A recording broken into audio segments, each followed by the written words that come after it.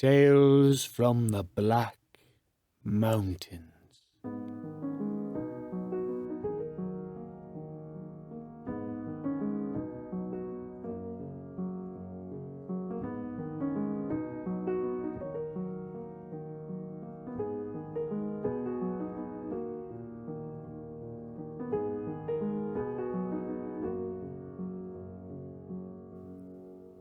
Once upon a time, in a place not too far away, there was a land of rugged hills and towering mountains, dancing streams and endless rivers, valleys deep and caves dark, magic, wonder, and worlds apart from the normal and the mundane.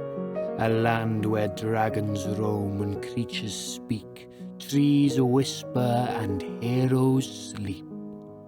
This is the land of the Black Mountains, deep in the heart of Wales, the wind of the sleeping sails, for when night descends and your dreams whisk you away, there is nowhere better to journey and forget the troubles of a day. Let your body relax and walk side by side with the voice of the mountains. Let me be your guide.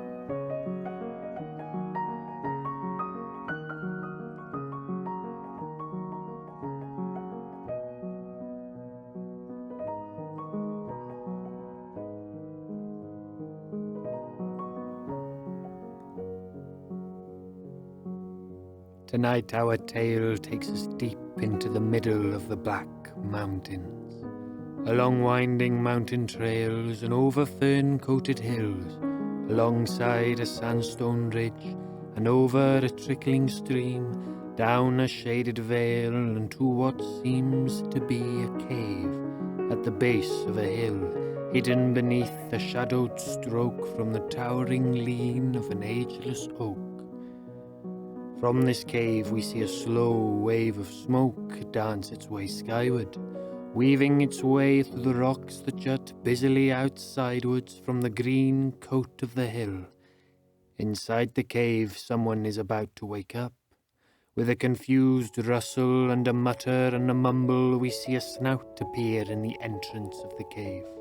A snout attached to a large head, covered in scales, green and blue, with a flash of red going from the tip of his nose to the back of his head. His eyes are large and flash golden light as he looks around to adjust his sight. "Why, I should really find a bigger cave," he mutters as he pulls his body from under the hill, struggling to yank out his tail.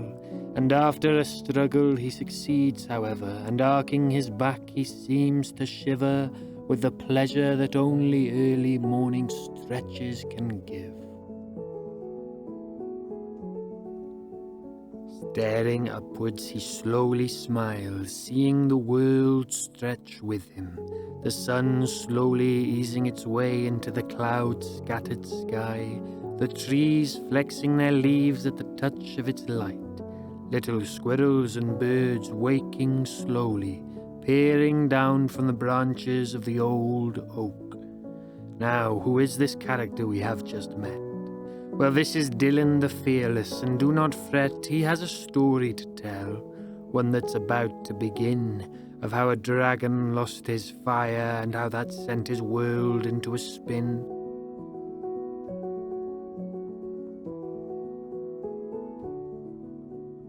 A dragon's day normally begins by flying high, stretching out his wings, and firing a breath of flame into the sky.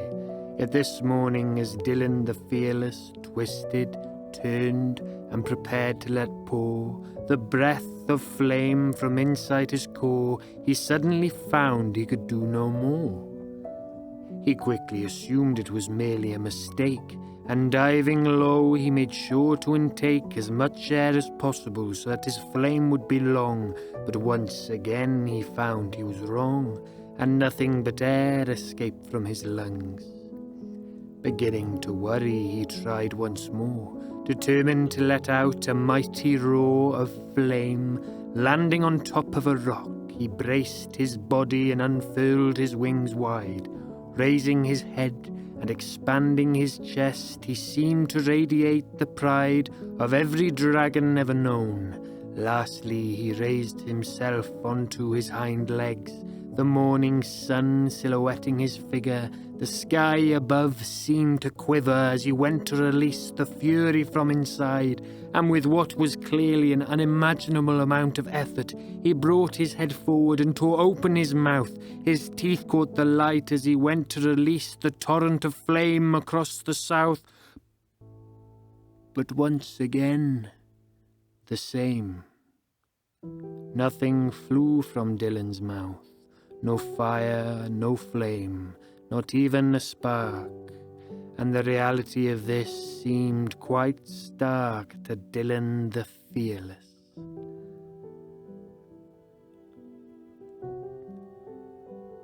I must make it clear just how worrying this is for a dragon. Like falling asleep and waking up to have lost all your teeth. A dragon's fire is his greatest friend. It's what sets him apart, keeps him in trend. The longer, the hotter, the brighter your flame. To have lost it all is to be engulfed by shame. Of course, bad news travels like wildfire, good news travels slow. And it wasn't long before everyone from Llambedr to Capelafine seemed to know that Dylan the Fearless was undone. His fire had left him, his flame was gone.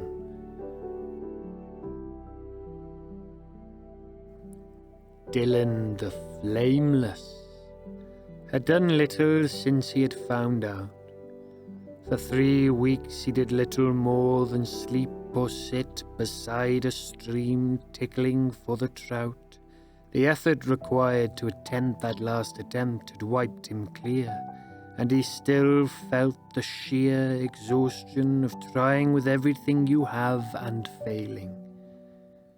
It is unlike any kind of physical fatigue. It drains your will, and your will is incredibly difficult to refill. So for 3 weeks more, Dylan the Flameless lounged by the stream and slept on the floor of the hill, and those 6 weeks turned into 6 months, which turned into 6 years. Gradually the world stopped seeing Dylan at all, and that would have been the case for 6 decades had it not been for the little squirrel, 20 years to the day, who decided to change the way fate was preparing to go. Sammy is his name, and he was born in the oak that casts its stroke of shadow on the hill, as was his mother, and her mother before her. His grandmother had only that morning told him of a time when dragons lit the sky, told him a tale that would change his life forevermore.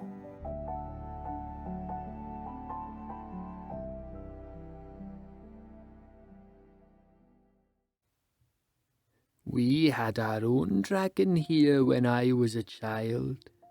A dragon big, beautiful and wild.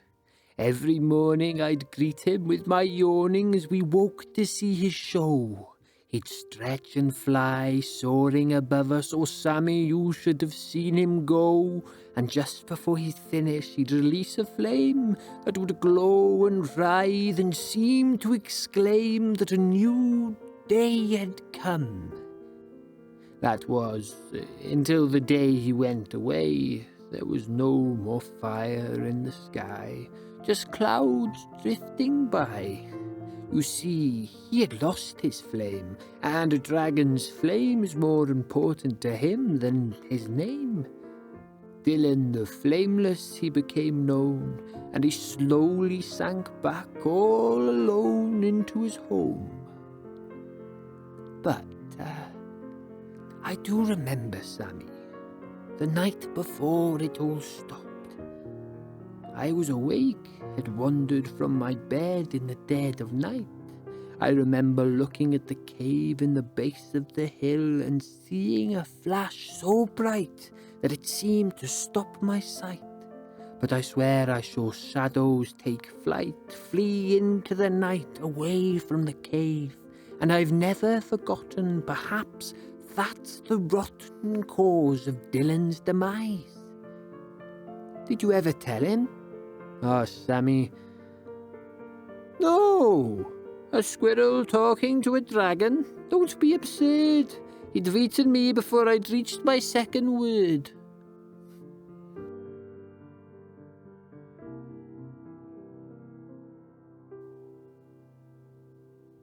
But Sammy was not the shy kind, and that night he struggled to sleep as the story of Dylan thrived in his mind. What if his flame had not been lost? What if it had been stolen? Just think of the cost. 20 years spent without a clue what to do. If only I could find him. Bag myself an interview, he said with a start, sitting bolt upright, sure in his heart this is the right thing to do. I could tell him the story. Perhaps he might know. To catch the thief. Together we could go. And without much of a pause, Sammy leapt down the oak, skipped over the roots, and under the light of a full moon approached the mouth of the cave.